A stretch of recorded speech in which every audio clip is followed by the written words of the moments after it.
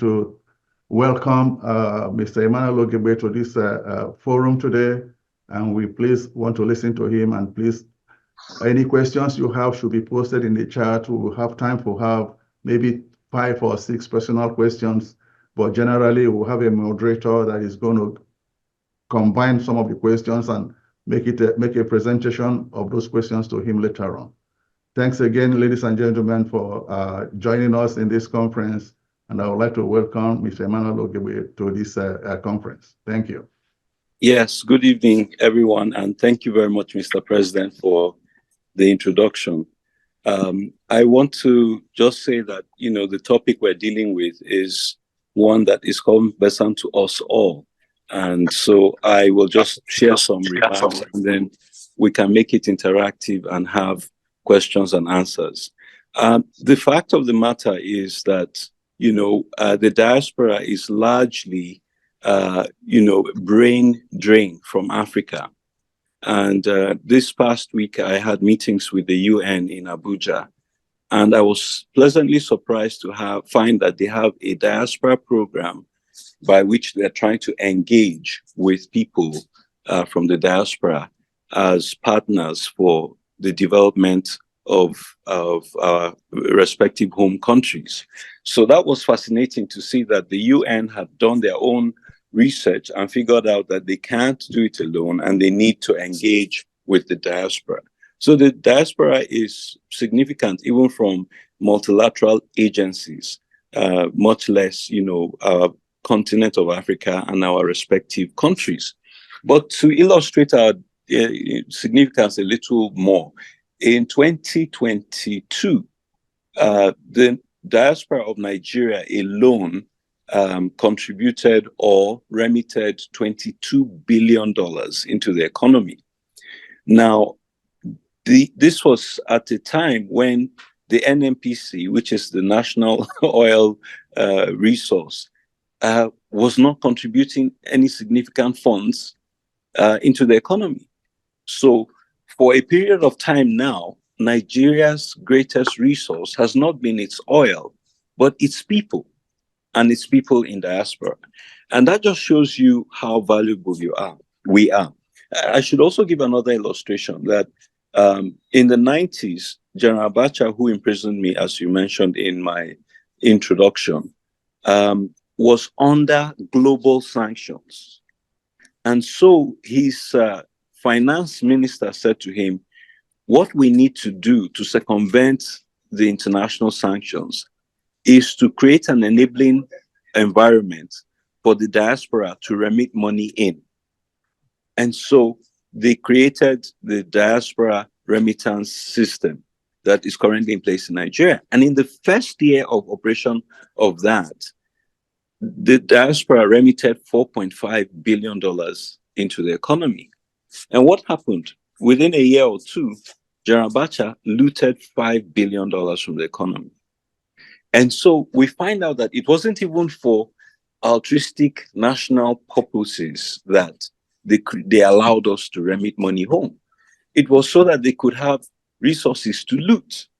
And that's why you understand why, with the hemorrhaging of funds from Nigeria, from other African countries, in illicit financial outflows to the West and, other locations, it is the diaspora that has stabilized these economies from collapsing. And so our significance cannot be overemphasized. But I want to say that although we are socioeconomically, some of the most empowered people in the countries where we are, for instance, Nigerians in the United States are the single most highly educated group, bar none. We are politically emasculated. We do not have the vote. A couple of weeks ago, in Washington, D.C., I was driving and I saw to church on a Sunday morning like today. I saw a huge crowd, gathering, in the community. When I came back from church in the afternoon, still huge crowd. So we had to go online, find out what's going on. And it turns out that it was the El Salvadorian diaspora voting. And they created a traffic sensation in Washington, D.C. Why can't Nigeria have diaspora voting? And the reason is very clear. The reason why Nigeria cannot have diaspora voting is the same reason that Washington, D.C. cannot have statehood. Washington, D.C. is primarily a democratic city. The election there ends at the primaries. Whoever wins the primaries of the Democrats has won the mayoralty. And that is the thinking of the people here in Nigeria, who recognize that a significant number of the diaspora are from the south of Nigeria. And so allowing the diaspora to vote will give the south an edge over the north. And let us remember that the population of Nigerians in the diaspora is equivalent to the population of a state. And I mean, sorry, of a geopolitical region. We have that many diasporans outside the country. And so we could have a tilt effect on votes in Nigeria. We also, our keen interest in the last elections, and we saw how, there was resistance even by public officials to our participation merely in hosting town halls. We were warned that it was illegal. We were warned that we couldn't fundraise and so on and so forth. So that illustrates to us how much feared we are. Now, I will say two things that you might find shocking. One of them is that President Obasanjo did an amazing job of bringing in people from the diaspora as technocrats in his government. And so we saw Ngozi Iweala, Magnus Paco, who used to be an executive of J.C. Penney or something like that. There was an influx of talent during the Obasanjo era. Not only was there an influx, he strategically courted the diaspora. He established the National Diaspora Day, July 25th, and a lot of us used to fly back for those symposia and all of that. And it was, I think, a golden age as far as contemporary history is concerned for Nigeria to engage the diaspora. But I will shock you by saying right now we have a diaspora-led presidency, except that instead of the Obasanjo era when talented, competent people were sought, we now have criminal elements from the diaspora ruling the country. And the fingerprints are right there. People that you and I would look at in disgust and avoid in the diaspora are holding sway in the country. It starts with the president, who was involved in drugs. And we all avoided Nigerians who were involved in drugs. They were lepers. We didn't want to be associated with them. We have one now as president of Nigeria. Look at his chief of staff. He was, I think he was disciplined by the bar for embezzling client funds or something of the sort. Again, not the type of person that we want to have in diaspora, but he's now chief of staff to the president. And you see, I can't even begin to tell you the craziness I've heard is going on right now. I mean, it's too depressing to mention. But so what has happened is that we've had the dregs of the diaspora, elevated in the current elections. I hear that people who are involved in credit card fraud are amongst, the people who have who hold sway in the country today. So this is not the kind of diaspora that should be ruling Nigeria. And we really need to find a way to address that. Now, having said that, there were educated diasporans who came back at the governorship level and who screwed up. I won't call names, but, in the Southeast, we had a particularly disappointing situation of a medical doctor who came back, and it was an absolute disaster. I was close to that situation, and I know the funny things that I saw transpiring that were quite discouraging. So that said, I want to kind of emphasize, the initial treatise I made about how even the UN multilateral organizations are sensing the value of the diaspora and engaging. And I know that the U.S. government, for example, for a long time, had a diaspora desk. They still do, but I don't think it does very much significantly. But the UN, in the meeting I had with them last week, I said to them, I have been invited to speak to the Friends of Nigeria, which is a group of ex Peace Corps types who were based in Nigeria during the Biafran Civil War, and who were involved in initiating relief and coordinating airdrops of food and all of that, which formed the template for modern humanitarian responses to crisis. The Biafra Civil War and genocide was really the starting point for a lot of the practices and lessons learned that are in implementation today. And listen to this, elderly people share their stories, really, really touch me. But here's what I'm concerned about.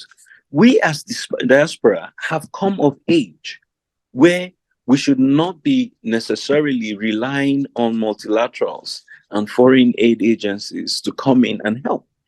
We should be the ones to help. So, in Yola and in Maiduguri in the Northeast, you go there now, you will not believe the amount of expatriates who are there doing humanitarian work. And these people have qualifications that are less than many Nigerians I know.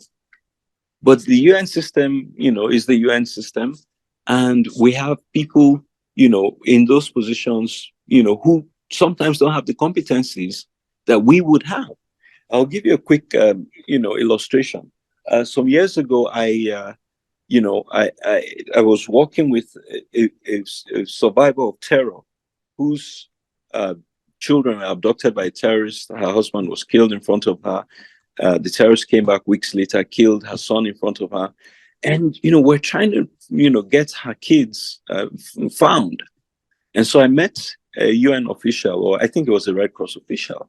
And I said, hey, this lady needs help with family contact and tracing. I understand you are the point of contact here. Please engage. 6 months later, I was back in Nigeria. I reached out to the lady, the expatriate, and she said, no, she hadn't been in touch with her. I exploded. I said, listen, you are in this country. You're being paid as an expatriate. You're being paid hazard allowance to help these families. Do this now. And, some months down the road, I was back in the country. I called her. I said, hey, what's the status of this? She said, oh, I can't tell you because it's confidential. I said, you must be kidding me. I am this woman's lawyer. I'm the one who put you in touch with her. How can you tell me you can't tell me? How can you tell me you can't share if you've helped her find her daughter or not? But these are some of the idiosyncrasies we have when, you have people coming in with sometimes a Messiah complex, sometimes a development tourism complex. And we need to have our own people involved in this process as well, which is why I appreciate what the UN shared with me last week, which is that in May, they're going to have some kind of summit to highlight the significance of the diaspora and to spotlight some of the success stories from the diaspora. Just to give you a quick example, I spoke to a group, in the US maybe a month or so ago, a couple of months ago, and subsequently I found a medical doctor in that group who had built a prototype low-cost house for a widow in Plateau State. Well, guess what? I had met the US Embassy last year, and they suggested to me that I should go to some place to look at some pilot project. Then my friends and contacts had told me about a UN modern village project in the Northeast that I should go. None of these options really met our fancy. I mean, we didn't make it out to the Northeast, but it wasn't quite appealing. Only for me to find a Canadian doctor, medical doctor, who had built a prototype for a widow in Plateau State, right? The state where we want to start doing rebuilding for displaced farmers. And so last week, we both flew into the country and we both drove up there. And incidentally, I had been to his village before, during their first attack in 2017. The village head recognized me and reminded me of my visit. And so we saw that house there. And we are now discussing, how do we scale this out? How do we replicate this house in other places? So my point is that we are, socioeconomically empowered, but we are politically emasculated at home and abroad. And that's a problem, because we don't have the vote here in the African continent for most countries. But in the countries where we have a vote, we don't have a voice. So we have a situation, for example, when we look at U.S. policy on Nigeria, it is atrocious. And I will give you a few illustrations of my point. The U.S. government refused to designate Boko Haram as a terrorist organization. And so I led the charge to get it designated. And to counter me, the State Department procured a former U.S. ambassador to Nigeria, who procured 20 or 19 other academics, who all signed a letter to the State Department saying they should not designate Boko Haram a foreign terrorist organization. This is one of the most unusual things in advocacy and diplomacy. Why are you trying to argue against the negative? Usually it's the other way around. You're pressuring an administration to take action. These people were pressuring the administration not to take action. And so I was a lone voice, essentially, fighting to try and get a terror group recognized as a terror group. And I never forget, we put up a petition on the White House website, and we were supposed to raise 100,000 signatures, which will make the administration review the policy. We didn't get 5,000 signatures. We did not get 5,000 out of 100,000 signatures. And we have over 1 million Nigerians in the US. So we didn't hit, 0.5% of our population. Now, here's what's even worse. A former US ambassador to Nigeria was one of the signatories of the petition. And so you can imagine that he took a position diametrically opposed to the government that he had served. And, our own citizens didn't step up to the plate. Now, I'll skip forward a few years, and then maybe I'll stop for questions and answers. And so a few years later, Trump banned Nigerians from coming to the US. And I said, okay, now, for those who feel that terrorism, is way out there, it doesn't affect me, it's only happening in the North, and didn't sign the petition, this affects all of us. It affects the abilities of our families to migrate, and so on and so forth. We put out the petition again on the website, on the White House website, to get 100,000 signatures. We didn't get 10. We did not get 10,000 signatures.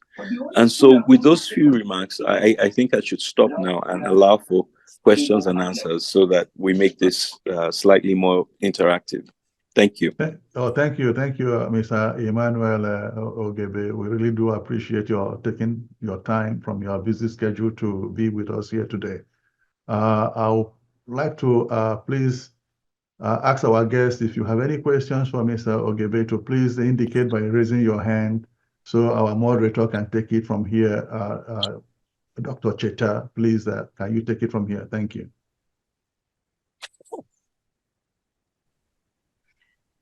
Okay, hi everybody. I'm Dr. Cheta Isonli.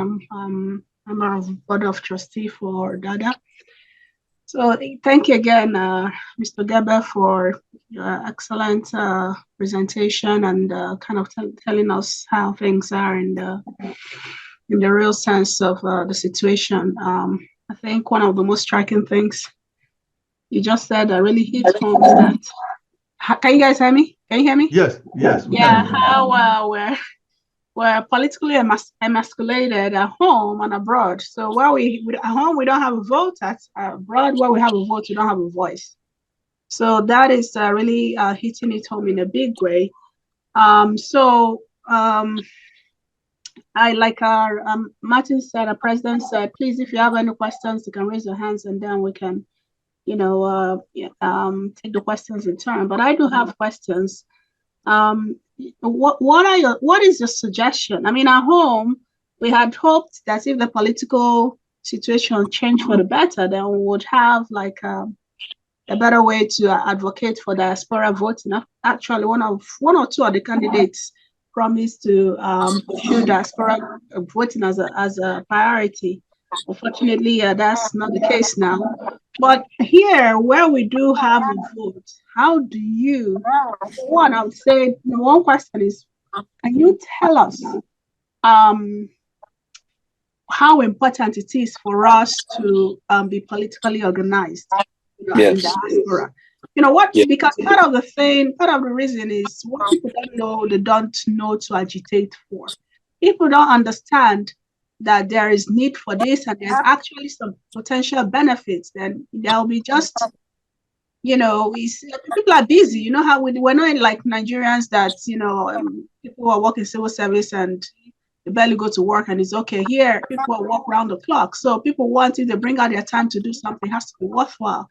So I think diasporans, Nigerian diasporans, African diasporans need to be educated on what the benefits are to form a political bloc to push agenda. And what kind of agenda? So that's number one. Number two, even if we have this political bloc, what sort of agenda do you think, or hot button topics do you think we might be able to, advocate successfully? That's number two. Number three, sorry, I have a lot of questions coming, but I'll just ask this question and I'll let others ask. We once had Mr. I'm blanking out on his name. He's an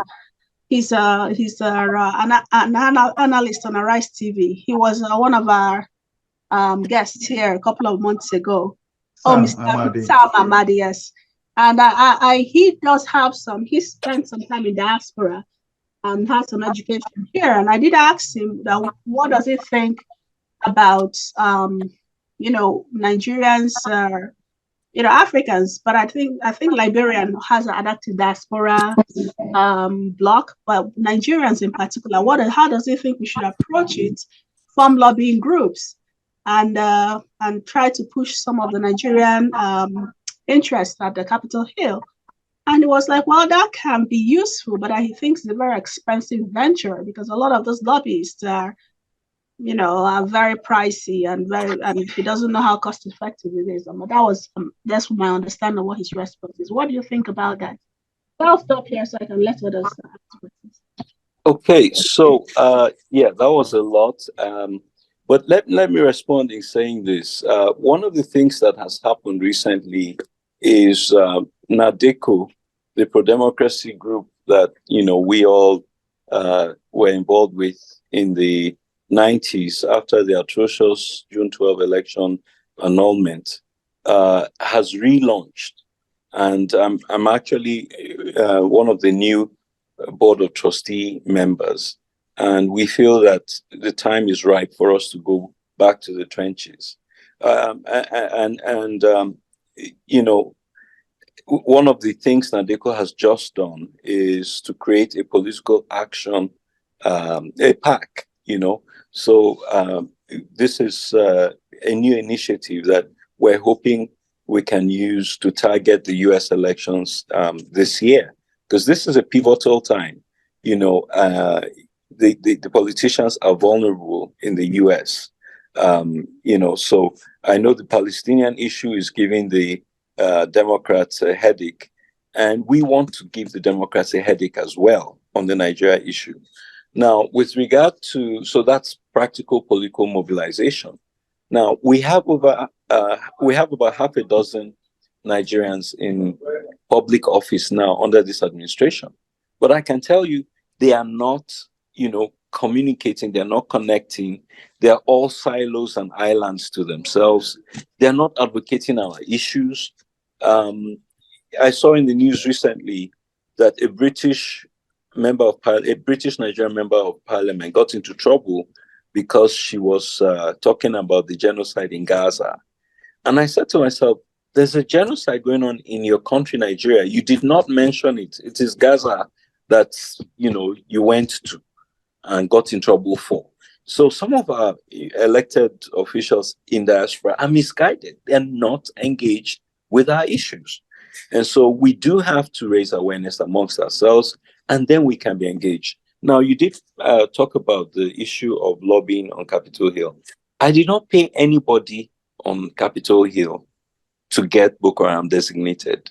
I went as much as I could, which is why I live in DC. It's very expensive to live in DC. I wished I lived in Texas, had a bigger house. But that's the price I'm paying for wanting to have access, to have influence. And I can tell you, you will not believe this. We brought multiple congressional delegations to Nigeria to see the situation for themselves against the recommendations of the US government. And that was the game changer. And as soon as, they came, they saw, they came back to the US, they called for a hearing, flew victims of terror from Nigeria to the US, went to present, and then the administration folded and designated Boko Haram as a foreign terrorist organization.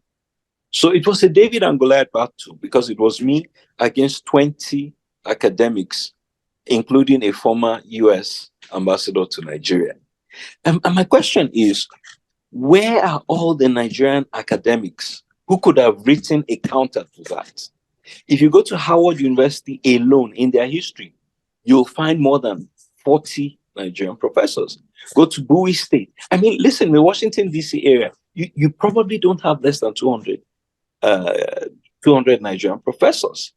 But at the tipping point, at the moment that we needed their voices, they were not there. So here's how you can be most effective.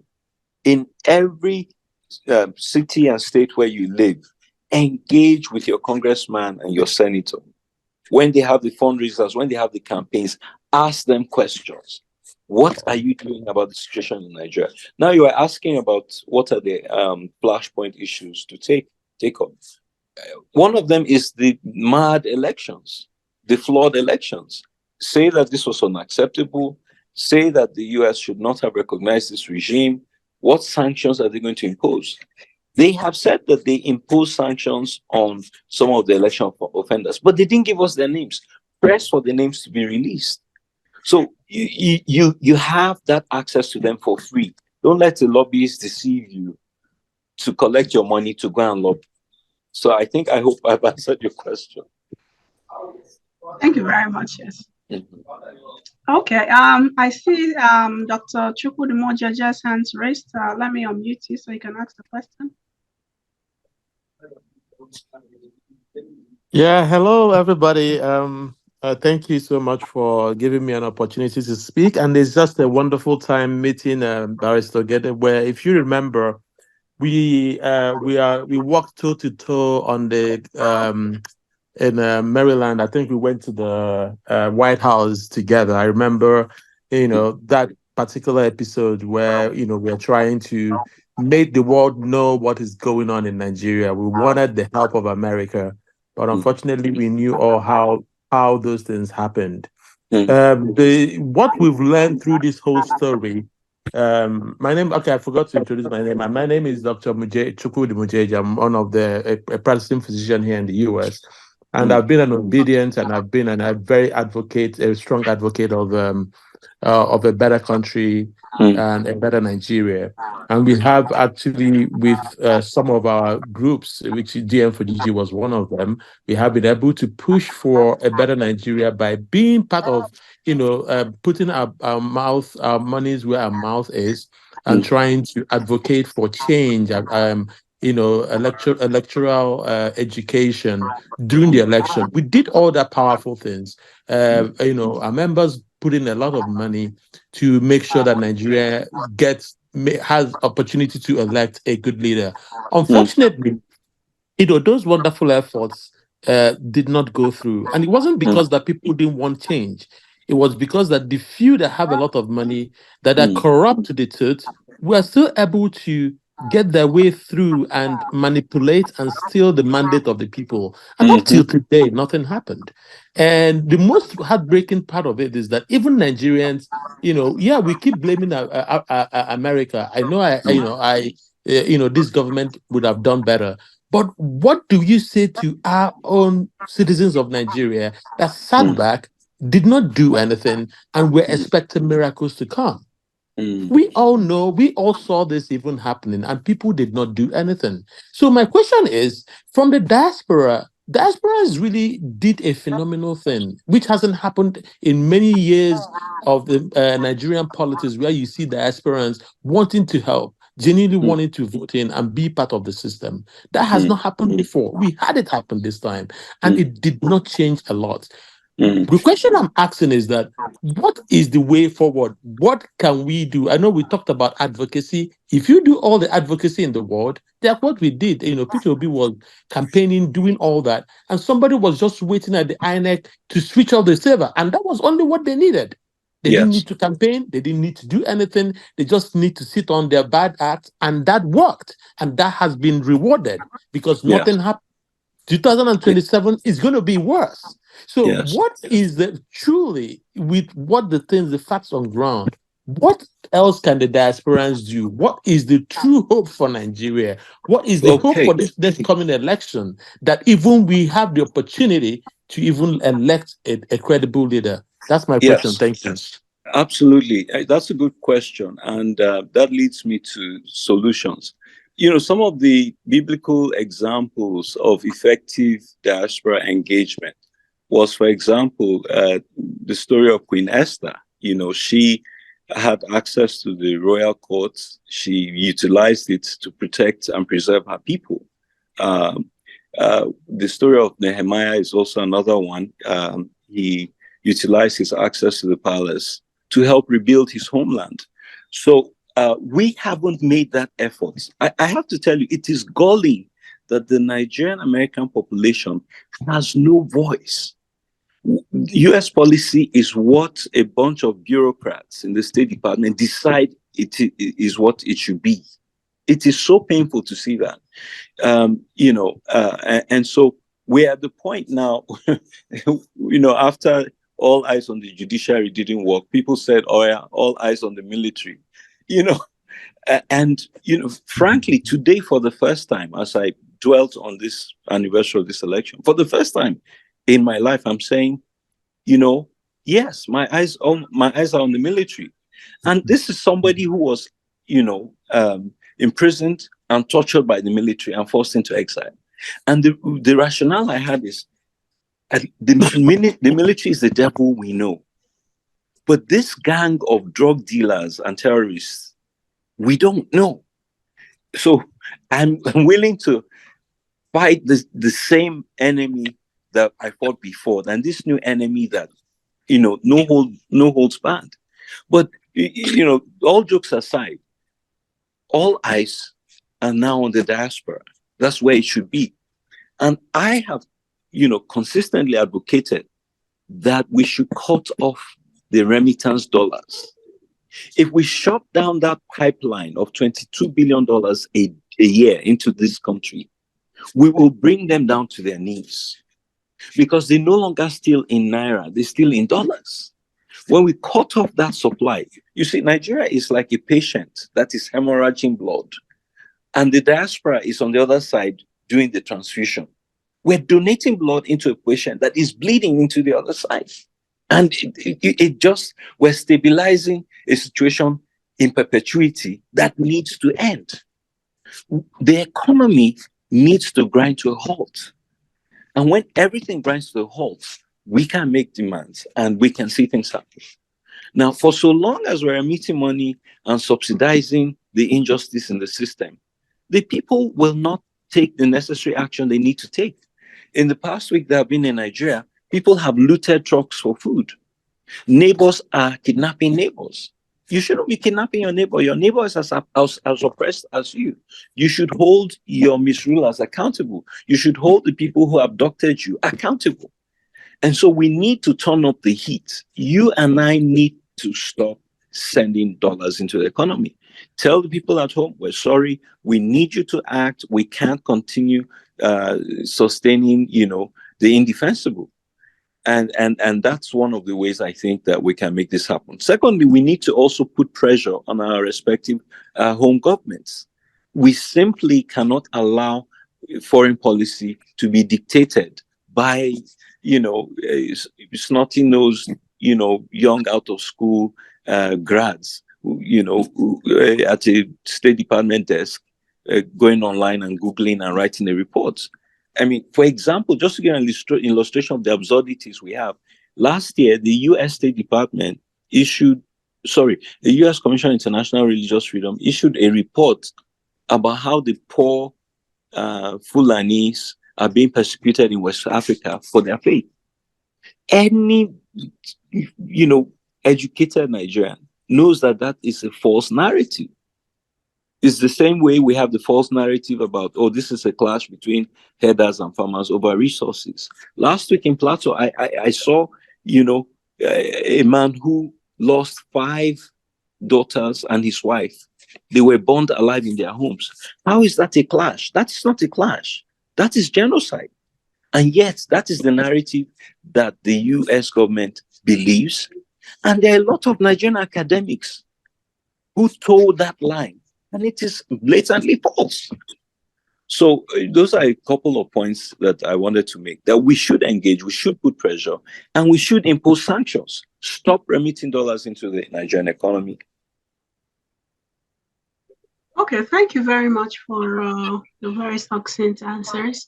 Mr. Martin, you have some questions? Please, if you don't want to raise your hands, you can also drop questions in the chat box. I see one question there.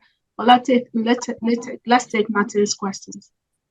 Yes, thank you, Chete, Dr. Chete. I just want to have a very simple question to Mr. Emmanuel Ogebe about how DADA can cooperate with the United Nations in an effort to educate voters in Africa, probably starting with Nigeria, on the need for good governance and participation of the citizens.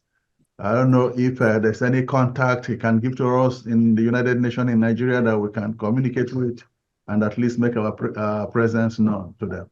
Thank you. Okay, so basically on the need for good governance and participation in politics, I'm not sure if that is within the remit of the UN. As a multilateral institution, they kind of shy from dictating what should occur out of respect for the sovereignty of each of the nations. And I think they only have a peer review mechanism through the SDGs, and so on and so forth.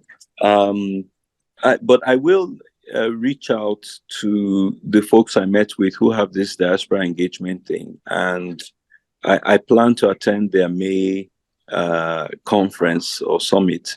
And I think that we should, we should engage with them as well. If I have when I get the details, I'm happy to share them with you. Now, another thing that, we're trying to do, and we had a meeting with the State Department a couple of weeks ago before we came out, is there is a US-Nigeria Binational Commission that has been holding. And part of the design of the Binational Commission is that it's a bilateral interaction between the governments of Nigeria and the US, and they alternate between the US and Nigeria. In fact, they're supposed to be in Nigeria in a week or two for that. And one of the requests we made to the State Department is we want to have side meetings that involve the diaspora, so that it's not just you two talking, but, listen to our voices as well, and so that's something that we should pursue as a means of engagement. And under that platform, we should be able to ask the government for diaspora voting. There's no reason why, that cannot be discussed in such a setting. It's a bilateral setting versus the multilateral. So, that's a thought. Okay, thank you so much. Let me take the question in chat, then I'll come to Dr. Cornelia's question. So the question in the chat by Mr. Banjo is, which of the two political parties is more sympathetic to our cause? Okay, so interestingly, the U.S. Well, in the U.S., the Republicans have tended to be sympathetic. We made some headway under the last administration compared to previous administrations. But let me clarify that with two caveats. One is that, some of our issues like, persecution of religious minorities, democracy are bipartisan issues. So, I have worked with both sides of the aisle, to make the progress that we made. So, we can make it happen that way again. But generally speaking, the Republicans have, tended to be more sympathetic to, our plight. The other point I was going to make is that our real big problem is the bureaucrats at the State Department. It's unbelievable how much influence they have over foreign policy and some of the crap that they do. And I'll give you a quick example. I reached out to USAID recently and said, hey, we're trying to get medical supplies over to Plateau States. Can you help? And their response was, oh, we can't help with that, but look at our glowing reports about the great work we're doing in Plateau. And I saw that in 2024, they have a $15.3 million budget for mosquito nets in Plateau. And so I wrote back to them and I said, the biggest public health risks to Plateau right now is terrorism. People are dying more from terrorism than malaria. So you need to tweak what you're doing to address what the people are really suffering. With $15 million, someone said, you can actually net the whole country, not just Plateau State. But you look at even their programming and it does not reflect the real conditions of the people. And so we need to have voices in all these situations, addressing and speaking up for us. So we have to begin to write to our congressmen. We have to begin to write to the White House. We have to begin to do all of that to get the necessary attention. I don't know if I addressed your question adequately, but in summary, the bureaucrats are the real problem, and they need to hear our voices, and our elected officials need to hear our voices to be able to force the State Department bureaucrats to change policy. Okay, thank you so much. Dr. Cordelia, Odo, I can unmute you here. Yes, so thank you, Barrister Emma Ogebe. Did I spell that well? I mean, did I pronounce that well? Ogebe. Thank you. Ogebe, yeah. Thank you very much for a great talk. It's pathetic what we in US diasporans, lack of or minimal engagement. Yeah. The policies here. We experienced that firsthand when we were protesting what we thought, what we still believe was a rigged election in 2020. We came, some of us, only mostly the leaders of the diasporan groups showed up. Okay. But, the Senate passed a $95.3 billion of aids for overseas. And out of that, 60 billion in support of Ukraine, 14.1 billion in security assistance for Israel, 9.2 billion in humanitarian assistance. I've been trying to find out whether Nigeria is among that humanitarian. And then 4.8 billion to support regional partners in the Indo-Pacific region. And when they start naming that, you see that these people have lobbyists, strong organizations. Yes. That lobby for AIDS. And for us, all we do is answer big names. Yes. Yes. And do nothing. Yes. That's all we do. Some of us, their name will be one paragraph. Yes. Okay. And the things we should be doing, we're not doing. Yes. Simple people are organizing, all right, and trying to say to U.S. government, we matter too. And yes. the good thing about Nigerians and Black Africans are that you have allies in U.S., the Black Americans. Yes. But you need to organize and tell them, help us. And they will step up and help you. Huh?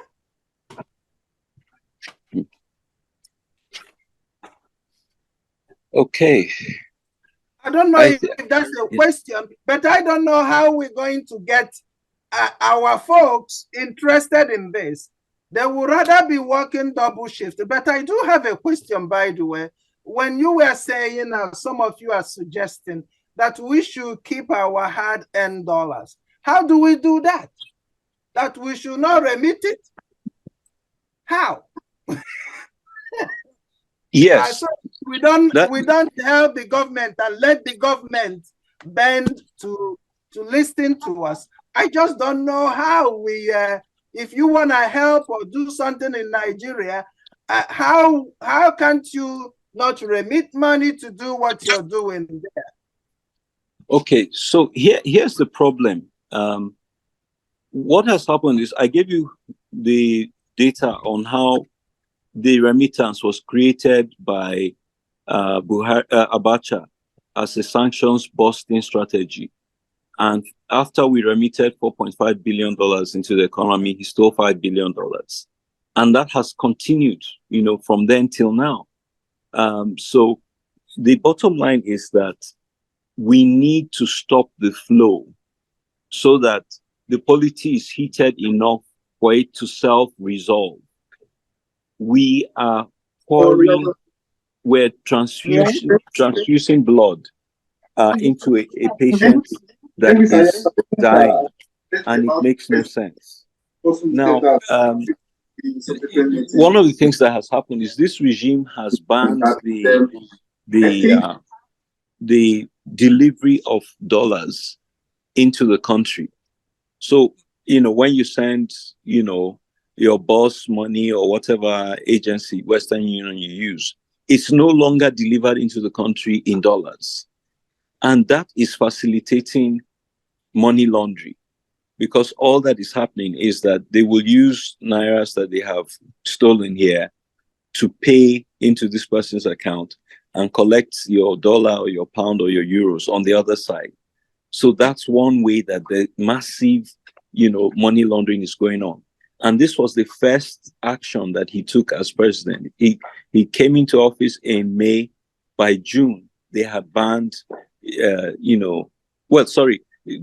June, they banned the 5 naira per dollar incentive scheme.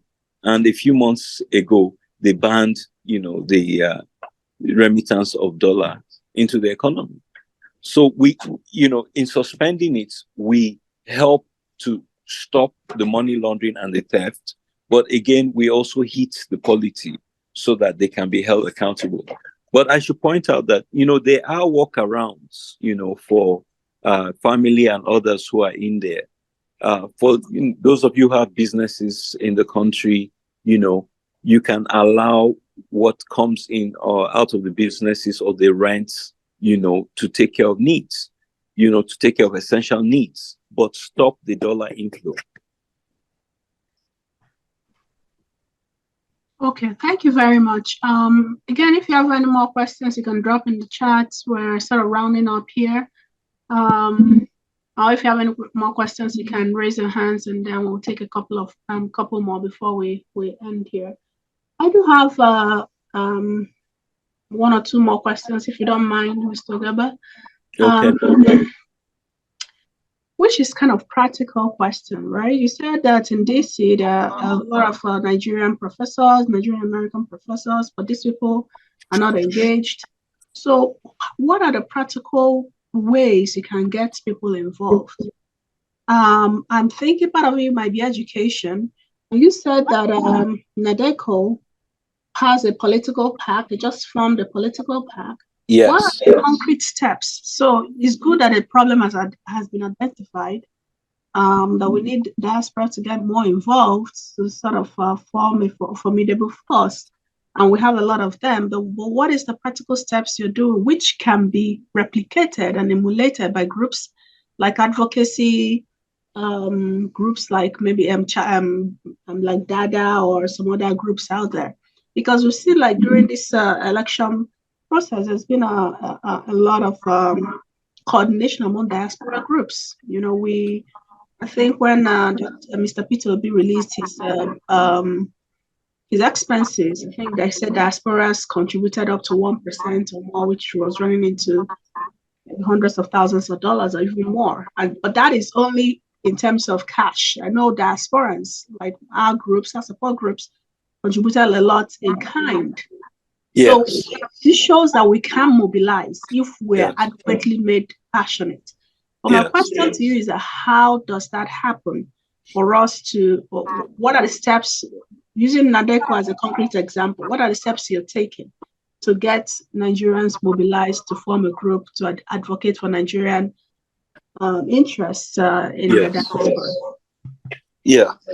So I think that what really should happen at this point is that we tap into the energy that was generated during the elections last year, as you pointed out. And, of course, that's what you're doing already in Dada. I think what needs to happen is we need to coalesce all of these groups into some alliance that preserves the energy and the organization that we put into it, so that it's not all lost or wasted. We're still at early stages with the PAC registration that ADECO did, but it's done, and I think we rolled it out on Friday in a Twitter space event that we had. And I think groups like that and others should affiliate with us so that we can, go back to the trenches like we did in the 90s to promote democracy. Now, I can just say that we, of course, need to adapt tactics, to the realities of the time. Because, for example, under the initial old NADECO, we had Kudirat Radio, which was a pirate radio that we used to broadcast into the country. In this day and age, we don't need to do that anymore. We need to have a YouTube channel or something, TikTok. There's a whole different way to engage in social media and so on and so forth. So these are some of the learning curves that we're having to adjust to. But I think the clearest thing that needs to happen is to tap all of that energy and engagement that was created across the spectrum in one big network. And that way we can put pressure in London, we can put pressure in The Hague, we can put pressure in Washington, and so on and so forth. So let's use the PAC and let's do this. And it's going to be both a global strategy, like I just described, but a local strategy. In your community, do you know who your congressman or your senator is? Do you know what their office address is and their phone number, their email address? Write to these people. One of the first things I learned in the US when I, first arrived 20-something years ago, I was with a human rights group in New York, and they told me something that really struck me. They said, listen, one letter to the congressman is credited as 50 people, because the reasoning is that there are 50 people who think like that, but only one got to the point of writing it in. So you are more valuable than you realize. Your voice is the voice of at least 50 people. 2 is 100, and so on and so forth exponentially. So you have to engage with your congressman at his home level, because he knows you can vote.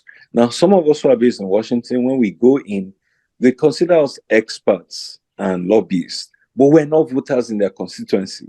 They can learn the facts from us, but they are not intimidated or motivated to act. It is when they go to their constituency and they see a voter and a contributor asking them a question, that's when they pay real attention.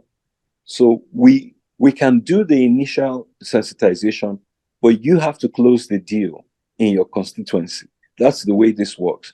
If we scatter the seed and you don't water it, it's going to perish. Wow, thank you so much. That's a fantastic, and thank you so much for giving us a lot of insights and a lot of things we don't know on how to approach this. So I don't see any more questions in the chat. I don't see any more hands raised. So we're gonna release this entire event has been recorded, and we're gonna release the video on the recorded session to the group to different groups, just in case if anybody here missed any part, and also for the people who couldn't attend. But for now, I will go to number 6 on the chat here, which is from okay, a late question just came in. So somebody says, greetings to you, nice to see you again. This is Mr. Getsamani Ugochukwu. What made the NADECO more effective and formidable in 1994 democratic struggle?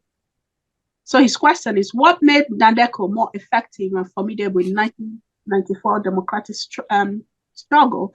And how can we present a unified front for those in diaspora? That's 1, 2, 3. What challenges do you anticipate that could mitigate against our unity in this area? Okay. All right, Getsamini, nice to see you again. Thanks for your constancy on this cause. Well, here's the thing. The landscape was quite different in 1993 in the sense that everyone was appalled by the election, the election's nullification. And so NADECO was a natural phenomenon to identify with. People were inspired by the courage of the leaders of NADECO, and people wanted to belong to NADECO in their hearts of hearts. In this situation now, the election wasn't annulled, it was stolen. So it wasn't quite as brazen. And, there's no principle of the election in prison. It was a very stark situation, and there's no military occupying the position. So it's a bit more difficult to rally people as universally as we did with NADECO. Well, let me point out something. The democracy we got in 1999 was actually a fake democracy, because you had the military junta basically go and pull out a retired general from prison, pardon him, and then anoint him, candidate of a party, And so let's not be deceived. From 1999 till now, the only true Democrat that we had in office was Jonathan. And why do I say that?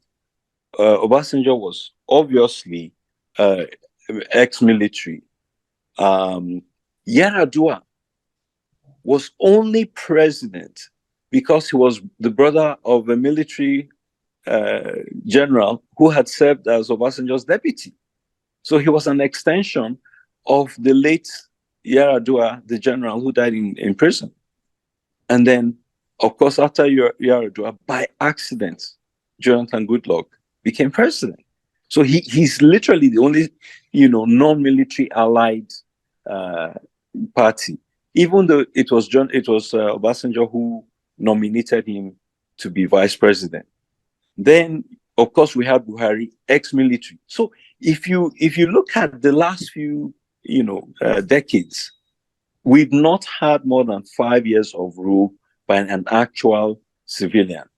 Now, Tinubu is not ex-military, but he is definitely not a bona fide Democrat.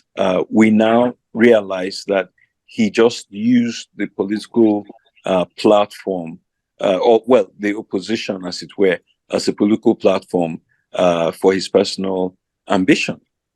He was, changing business models from drug dealing to, political dealing. As I said in the interview I did earlier, if you rob a bank today, you're going to have to rob a bank again, in a couple of months when the money finishes. So the better business model is to switch to politics, because you can rob the people every day with no risk. Instead of the police chasing after you, they'll be guarding you.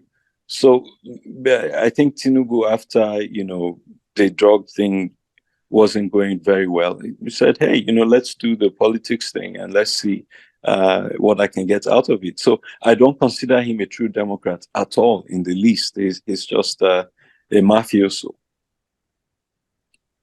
Oh, yeah. Then the other question he had was, how can we present a unified front for those in diaspora, and what challenges do we anticipate that could mitigate against our unity in this area?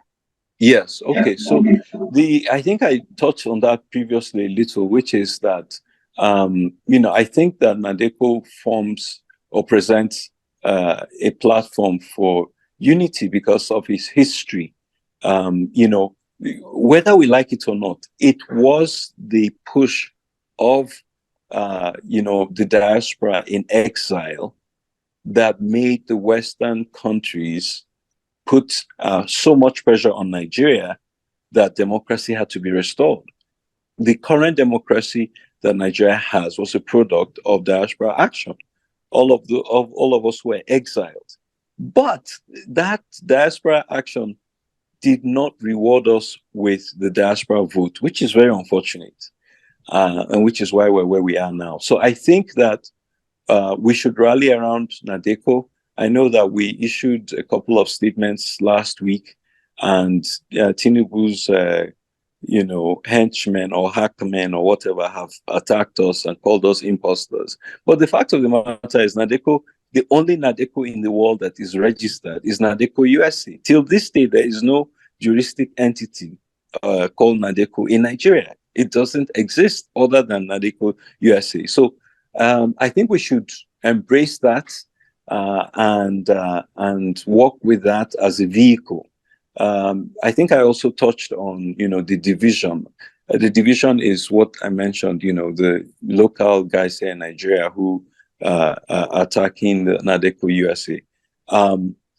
The other divisions are tribal and all of that. But let's look at it. If all the cultural associations of Nigerians in America, in the UK, and so on and so forth, would sign up to this great partnership, just imagine the kind of power and energy we can pool. I see protests outside the State Department of Ethiopians, massive crowd. Egypt, massive crowd. And you have a Nigerian protest and 2-3 people show up. 3 people, yeah. He says 3 people. But you see, we need to go out of our comfort zone. We have big houses and no relevance. We have flashy cars and no power. And it makes no sense. We need to actually convert our socioeconomic power, to political capital. That's where the rubber meets the road. Oh, wow. Thank you so much, Mr. Lebe. This has been very fantastic. And thank you so much for, from your experience, for letting us learn from your experience over the years. And everybody listening here today now knows what to do if the person is really convinced on being a part of an active diaspora, in the sense of what they can do individually, which is to engage with their senators, their reps, or if they want to step it up a notch to join NADECO or get their whatever groups they are in right now Yes. to form an alliance with Yes. NADECO and Yes. help to turn this, political force which we have that has not been harnessed into a reality. So thank you so much for your wisdom and for your education today.